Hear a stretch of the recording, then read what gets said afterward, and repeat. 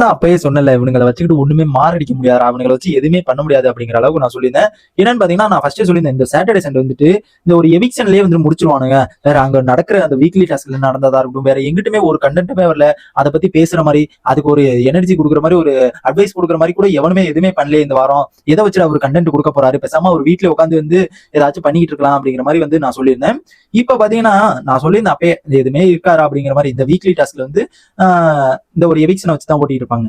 Already சனிக்கிழமை வந்துட்டு முதல் முறையாக, சனிக்கிழமை இந்த சீசனோட முதல் முறையாக சனிக்கிழமை வந்துட்டு ஒரு எவிக்ஷன் நடந்திருக்குது.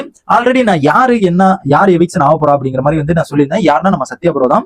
இவர் வந்துட்டு ஏதோ ஒரு கேமரால போய் சொல்லியிருப்பார் போல இருக்கு. மேபி லைவ்ல பார்க்கும்போது நான் மிஸ் பண்ணிட்டேனா, இல்ல வந்து ஏதாச்சும் பார்க்கல அப்படிங்கிறது தெரியல, இல்ல லைவ்லயே விடல அப்படிங்கிறது தெரியல. நான் எதுவும் லைவ் பார்க்கும்போது மிஸ் பண்ணிட்டேனா, அது காமிச்சிருந்தாங்களா காமிக்கல அப்படிங்கறத மறக்காம கமெண்ட் பண்ணுங்க.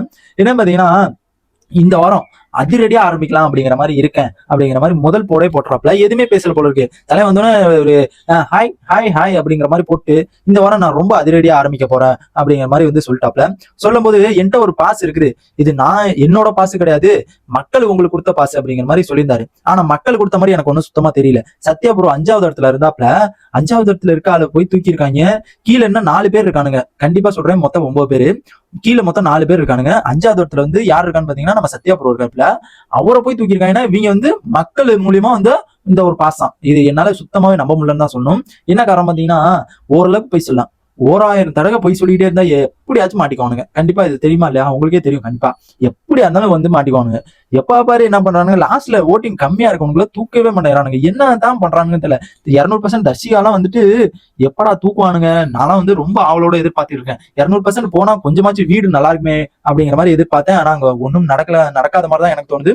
நெக்ஸ்ட் பாத்தீங்கன்னா, இந்த வாரம் எவிக்ஷன்ல வந்து எவிக்ஷன் வந்து தொடங்கலாம் அப்படிங்கிற மாதிரி வந்து விஜய் சேபி சார் சொல்றாப்ல. அண்ட் மக்கள்கிட்ட வேண்டுனாராம். என்ன, இதைத்தான் நான் வந்து லைவ்ல பார்த்தனா என்னன்னு தெரியல. மக்கள்கிட்ட வந்து வேண்டுனாராம், இந்த வீட்டோட அனுபவம் எனக்கு போதும் அப்படிங்கிற மாதிரி வேணுன மாதிரி வந்து விஜய் சேபி சார் சொல்றாரு. மேபி வந்து இதனாலயா கூட இருக்கலாம், எனக்கு இந்த அனுபவம் எல்லாம் போதும், நான் இந்த வீட்டை விட்டு போறேன், போனாலும் நான் சந்தோஷமா இருப்பேன் அப்படிங்கிற மாதிரி வந்து சத்யா ஏதோ சொல்லியிருப்பார் போல இருக்கு. மேபி எனக்கு தெரிஞ்சது என்னன்னா, ஆல்ரெடி நிறைய ஒரு டாஸ்க்லயா இருக்கட்டும், நிறைய இடத்துல வந்து எனக்கு வந்து நான் போனா, வெளியில போனா நல்லா ஹாப்பியா தான் போவேன், ஒரு என்ஜாய்மெண்டோட தான் போவேன், இங்க ஒரு ஃபீலிங்கா எந்த ஒரு இதுவுமே விட்டு எல்லாம் போக மாட்டேன், எனக்கு போறதை பத்தி எந்த ஒரு ஆட்சேபனையும் இல்லை அப்படிங்கிற மாதிரி வந்து சொல்லியிருந்தாரு.